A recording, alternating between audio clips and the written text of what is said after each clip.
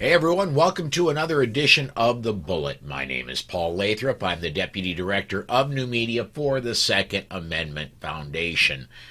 Joining me today, longtime colleague and the man behind the Self-Defense Gun Stories podcast, co-host with me on the Polite Society podcast every Monday night, or most Monday nights when he's not underwater, and also the guy behind the Slow Facts blog, Rob Morse, right?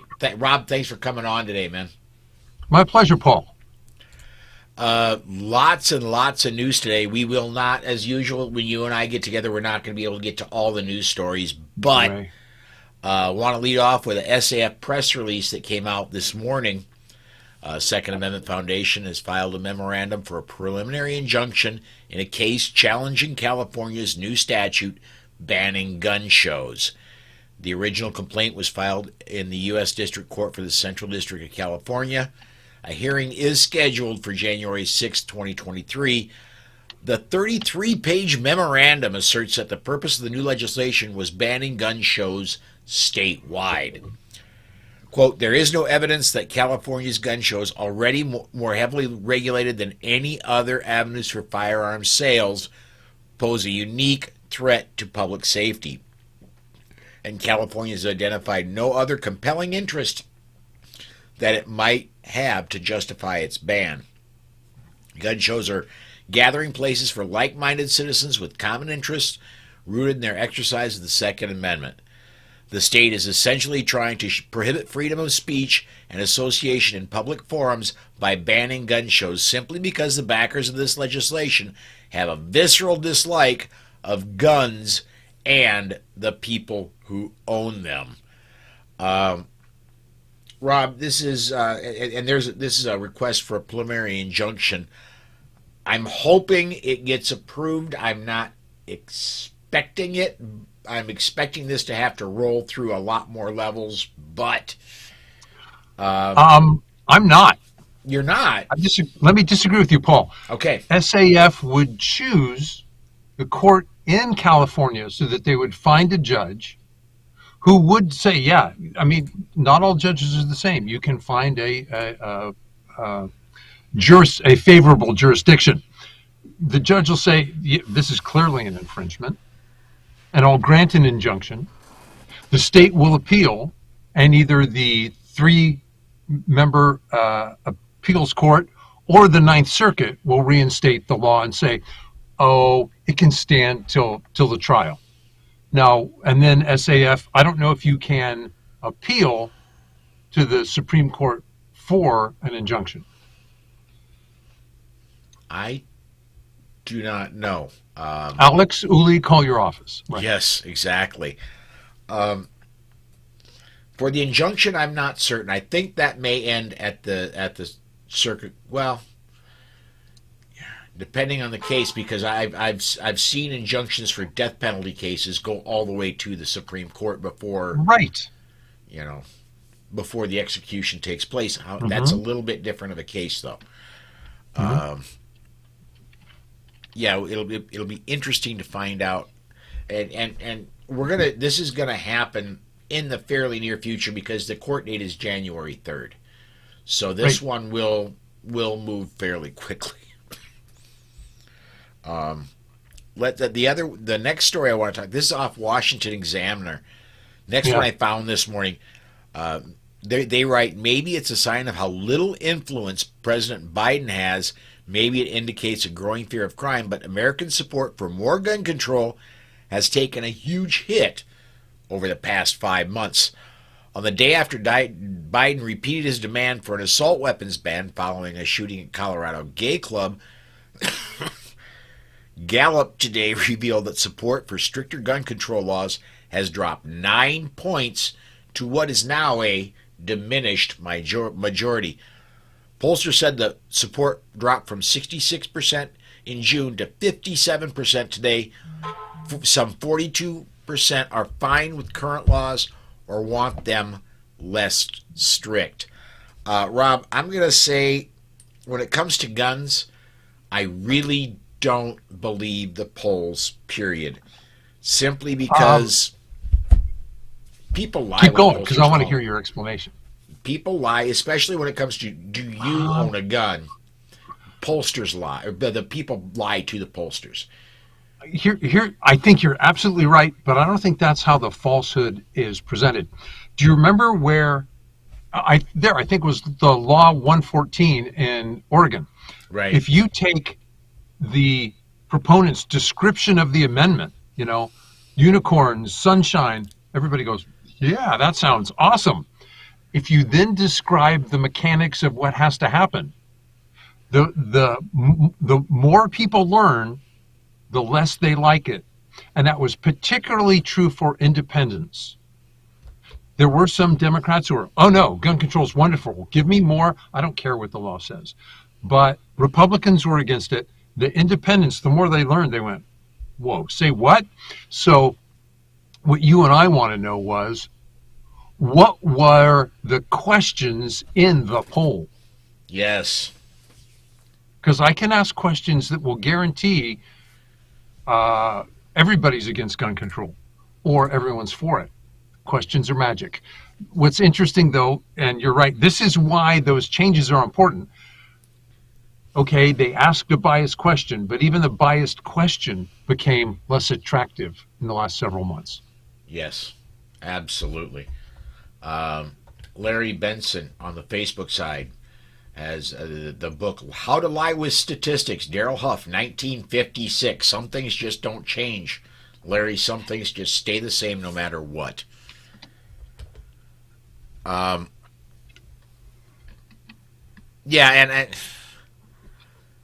and the next poll that I see, I don't have it in show notes, but I seen a tweet from Tom Gresham today showing that Gallup also released a poll saying now that, and it agrees with another, that there are two polls that agree that 46% of adult households have guns in them.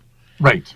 And that's the one I'm definitely going to say that's low. That's very low. If I had to guess, I'd say north of 60. The only problem is a lot of people that own guns don't vote like they own guns. Yeah. Well, and I think it was one of our listeners who said most Democrats think that gun laws don't apply to them. But I'm one of the good guys. Do you mean that law applied to me? Go to the gun store a little more often, fella. Figure it out. Larry, and by the way, if you want to comment on, if you're like Larry is watching on the Facebook Polite Society podcast feed or the YouTube Polite Society podcast feed, you can comment directly on the video there. We'll get those comments. We'll put them up. Anywhere else, go to Twitter, tweet with the hashtag #TheBullet.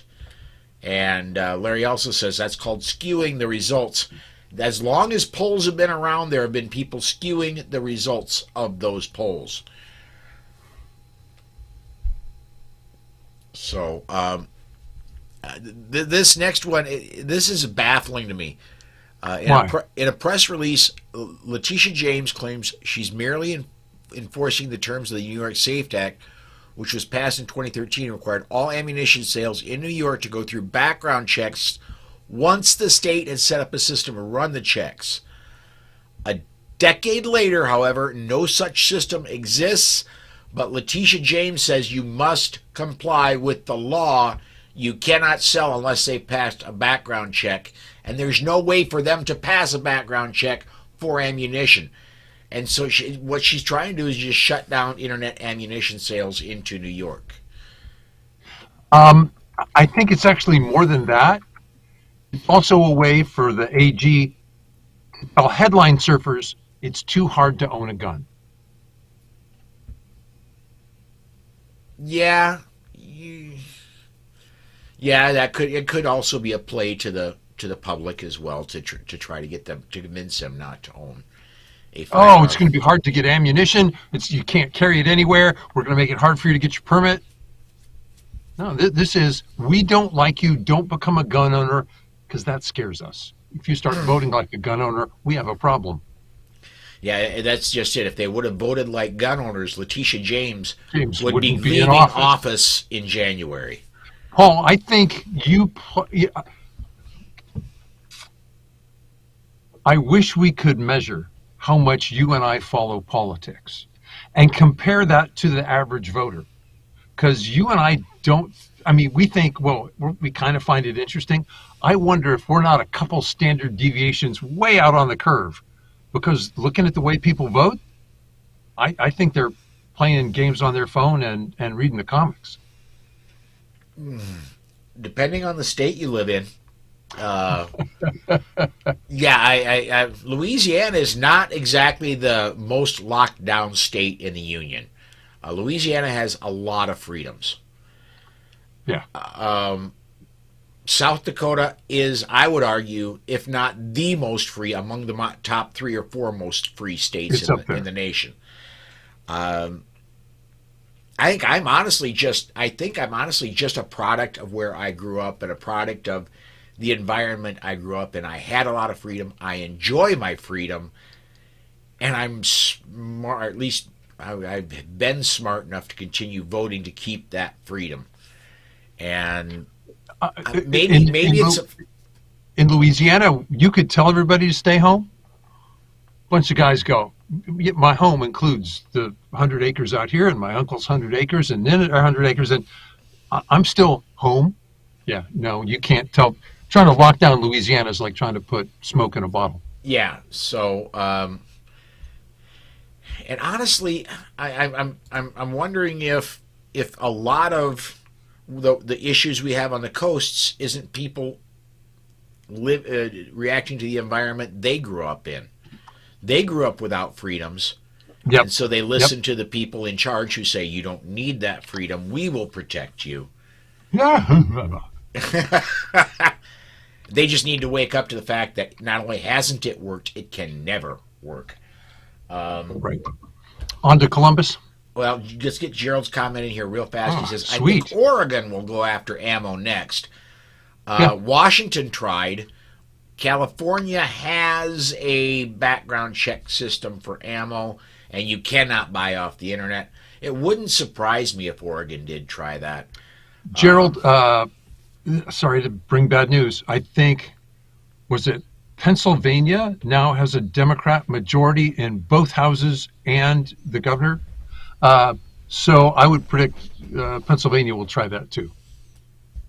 And Pennsylvania is another one of those states that's not, well, it's not free by any stretch of the imagination, but it's not as locked down as its name. You don't have New Jersey is worse. New York is worse. Both of them border Pennsylvania. One of the things that surprised me was the election outcome in Pennsylvania. What I wonder is if the vote in the rest of the state can't beat the Philadelphia margin of cheat.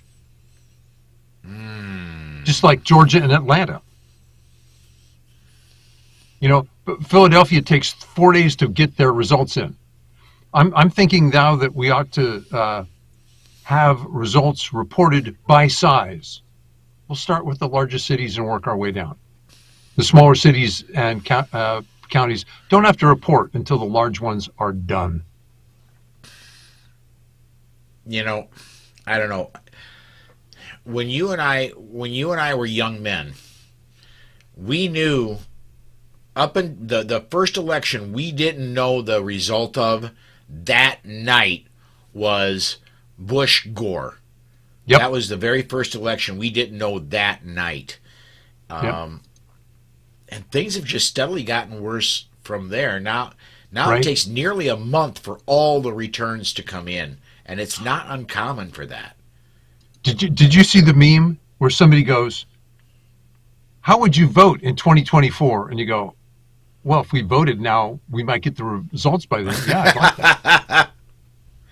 Yeah. Hey, you want to take the Columbus, Ohio story? Sure. Not only can Columbus, Ohio not read the Bruin decision, they don't understand that their ability to control zoning is only zoning.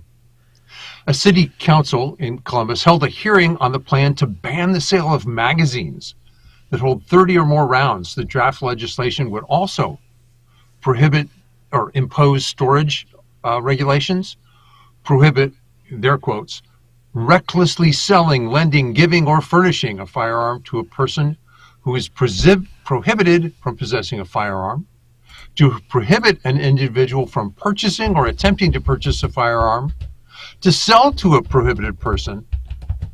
They also incorporated ghost guns into their existing definition of firearms. This is posturing. This is pure posturing. What's interesting is there's a straight preemption law. This originally arose and said, well, we want to impose zoning. Zoning you're allowed to do.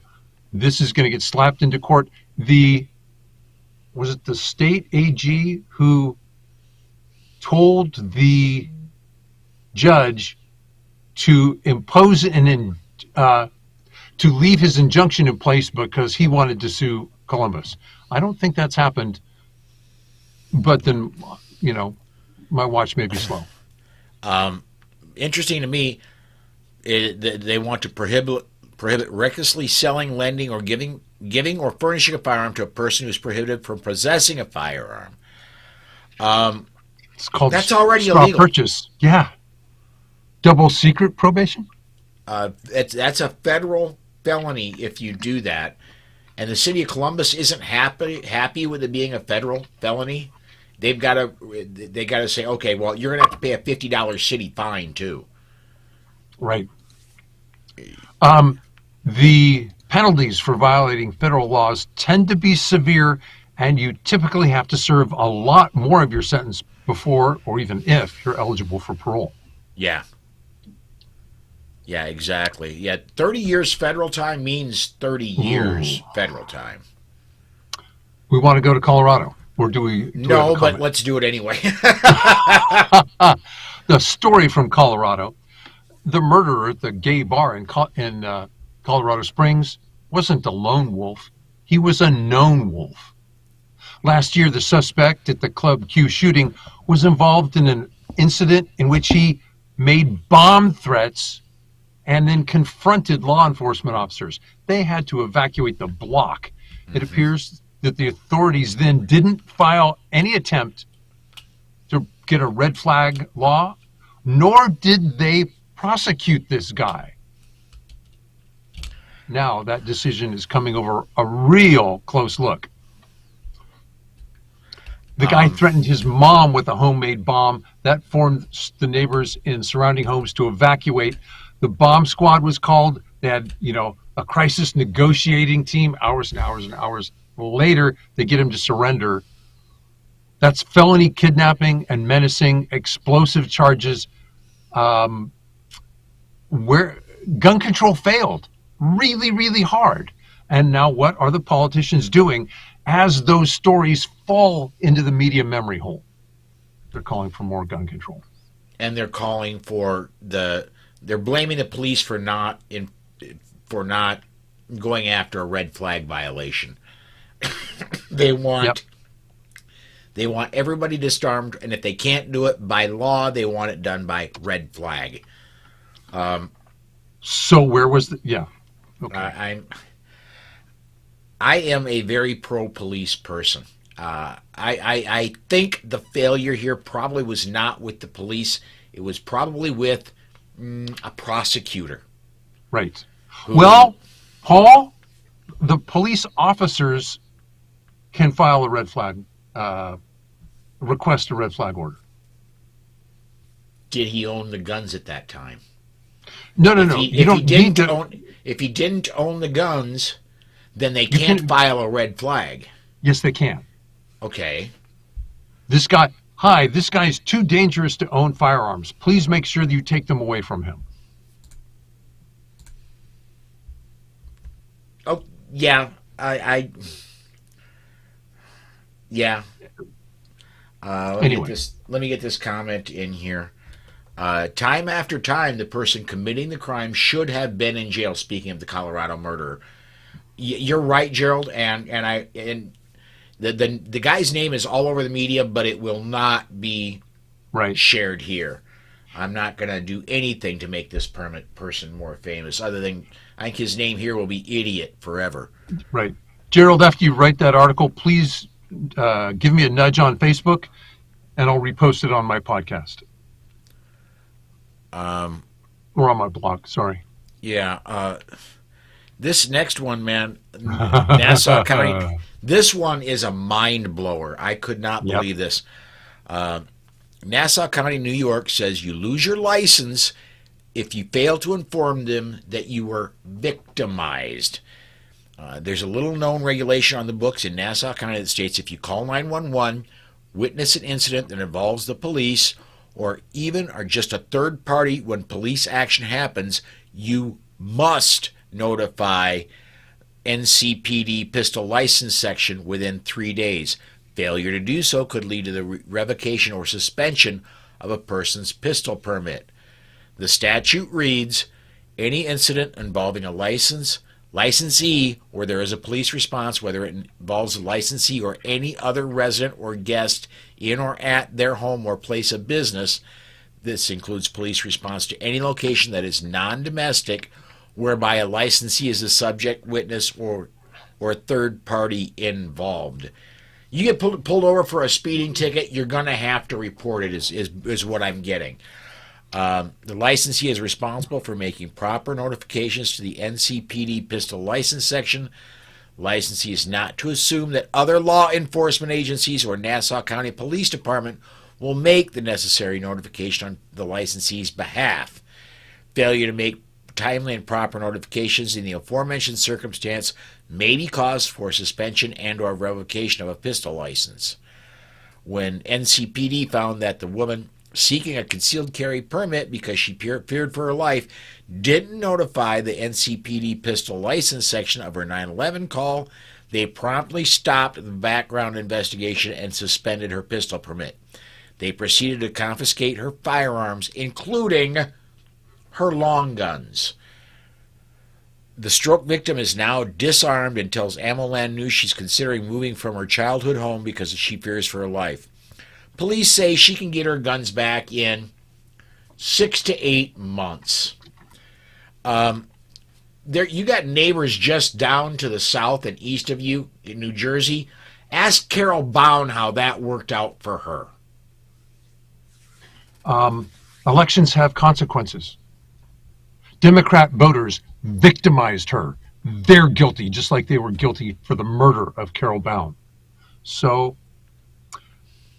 you can put a spin on, we're just trying to be safe. You're creating victims. And you know who let it happen? Republicans that didn't get out to vote. You want to argue? Put it in the comments. I'll give you an argument. Yeah, absolutely. Absolutely. I'm going to have to load this next one up. And again, we're lots of not so great news. New Jersey gun bill narrowly clears assembly after aggressive debate. We're talking about A4769, and it's cleared the assembly. It's now got to go to the state senate.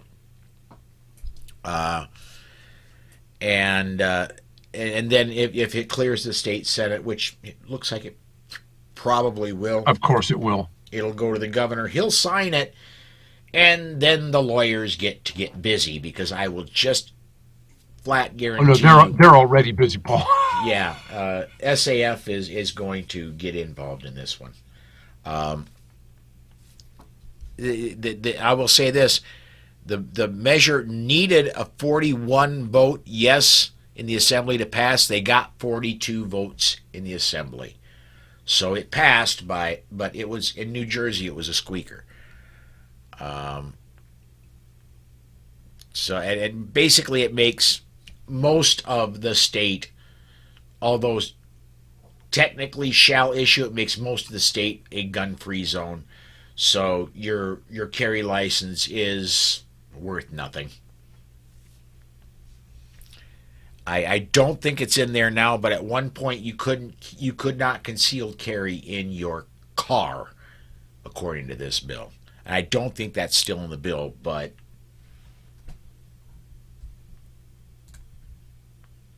let's see here. Next one. Yeah, we covered this a little bit last night on Polite Society. Oregon Firearms Federation filed a federal lawsuit challenging the constitutionality of gun control measure 114. This is just one lawsuit. There are a lot more to come. It's scheduled to take effect, that measure 114, on December 8th. And what they're going after, let's see here, joining OFF in this lawsuit are Sherman County Sheriff Brad Laurie and Kaiser, Oregon firearms retail, I cannot talk, Adam Johnson. What we covered last night was the flood of people who are coming to gun shops and saying, my God, if I want a gun, I need to buy it now. Yeah. And the guys are going, yeah, because come December 8th, there's no legal way for me to sell you a firearm. Can't happen. We have to go get cards that none of us can get. The process doesn't exist. Yeah, and it is not going to exist for a very long time. And where they're going after that, they're specifically going after the law for the 10-round mag ban. All mags over 10 rounds are going to be illegal. And that's what this lawsuit specifically is targeting. Unless you're a cop. Yeah. Unless you wear polyester. I'm thinking, Rob, I'm thinking that is the low-hanging. There's so many things about this that are egregious. Right. There are so many things about this that are unconstitutional. I think that's the low-hanging fruit. Sure. That was discussed in the Bruin decision, right, although not specifically ruled on. I think this is the low-hanging fruit that will allow the start of the teardown of this law. Hopefully they'll put an injunction in place. I'm going to read you, and this was from a news article. To qualify for a permit under the measure, an applicant would need to complete an approved in-person firearms training course, pay a fee, provide personal information, submit to fingerprint and photographing, and pass a federal criminal background check. The permits must be processed by local police chiefs, county sheriffs, or their designees, even if you already own a firearm and have your carry permit in Oregon. Wait a minute. I've got all these guns with me today. I can go anywhere with my guns. Oh yeah, but the next one you might be a criminal. Excuse me? Well, not only that, this law makes it virtually impossible for a new gun owner to exist. Because before you get a permit to purchase a gun, you have to go get in-person training, including live fire training. Right. And how do you live fire a gun if you don't own a gun? Well, okay, now down in Louisiana, we solved this problem. A buddy of mine was going to go get his carry permit. He goes, I don't like my gun. I like yours. I go, take mine and go qualify. I've used all kinds of guns during my qualification course of fire. I brought guns that I knew I didn't want to shoot, but typically there's someone who brings the wrong gun. Here, use mine. I brought a spare. Yeah, I've done that as well. However, I don't, with the way things are looking in Oregon. Oh yeah, by the way, that transfer was probably illegal in Oregon. Yes, that's exactly where I was going is, can I loan you a firearm in Oregon? Wouldn't that be fun? I was arrested at the police training range for letting the person next to me shoot my gun under police supervision. Yeah. This is Coke. If we're going to keep doing this, I gotta start going to harder liquor. That's Coca-Cola. Let's make Thank sure. you. Good point. Because the law, what we're seeing lately in the laws are just bizarre. If you read past the headlines. Yes. Let me get a couple comments in here quick. Here we go. Larry says, the world is a dangerous place, not because of those who do evil, but because of those who look on and do nothing. That's a quote from Albert Einstein. Thank you. And again, some things never change.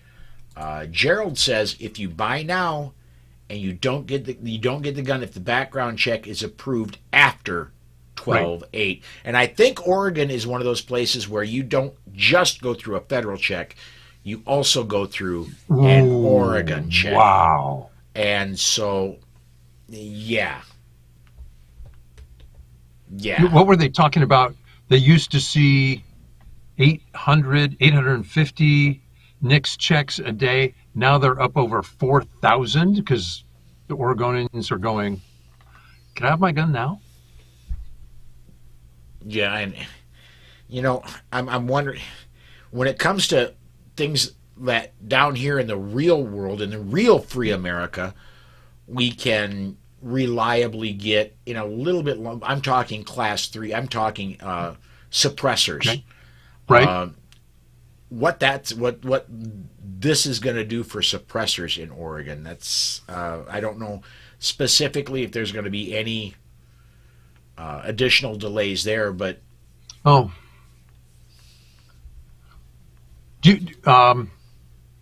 do bet that there are lots of magazine companies and ammunition companies who are going, you know what, let's move the folks in Oregon to the top of the stack so that they get it before December 7th. A lot of them did that for Washington State. I remember when I ordered... Oh, for the magazines? Yeah. I tried ordering pistol magazines when Washington was running up to their magazine ban. And I tried ordering 8-round magazines for my car CW9. These little guys right here. And oops, did you just get pitched off? No, that's not a firearm. That's a magazine. Okay. And it's not even at this point that magazine doesn't even have any rounds in it. So I got another one today, is why I held that up. But it took, because of all the companies prioritizing everything going to Washington State, it took them 3.5 weeks to get me something they originally told me I would get in 5 days. Right. So, Paul, it's been nice. Oh goodness, we're past the bottom of the hour, aren't we? Yeah. But before we take off, man, I do this every time you're on, and I want you to repeat it every time you're on. Tell us about self-defense gun stories, your blog, anything else you want to plug, bud. I host the Self-Defense Gun Stories. It's shorter than this podcast, and I co-host with Paul on the Self-Defense, on the Polite Society podcast. My blog is at slowfacts.wordpress.com. About 2,000 posts there for you to choose. Much of my writing is picked up at AmmoLand. I'm seeing more of it at The Truth About Guns now. That's cool. That is cool. All right. Well, and we did have more stories to get to, but yeah, including one in Illinois. Well, I'll get to this tomorrow. Illinois wants to ban giving away firearms as prizes in contests, even though the winner has to go through a background check. They want to ban it. So wow. We'll talk about that tomorrow when Alex Uli joins us. We're going to step aside for now. Thanks everybody for watching. Thanks everybody for commenting, and we will see you next time.